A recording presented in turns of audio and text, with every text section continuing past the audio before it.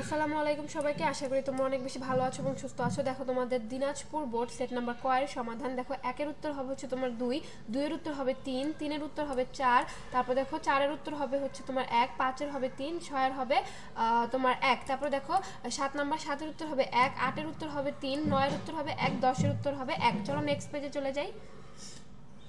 দেখো 11 নম্বরের উত্তরটা 11 হবে হচ্ছে তোমার 3, 12 হবে 2, তারপর দেখো 13, 13 হবে 4, 14 হবে 1, 15 হবে 2, 16 হবে 4, 17 হবে 4, 18 হবে হচ্ছে তোমার 1।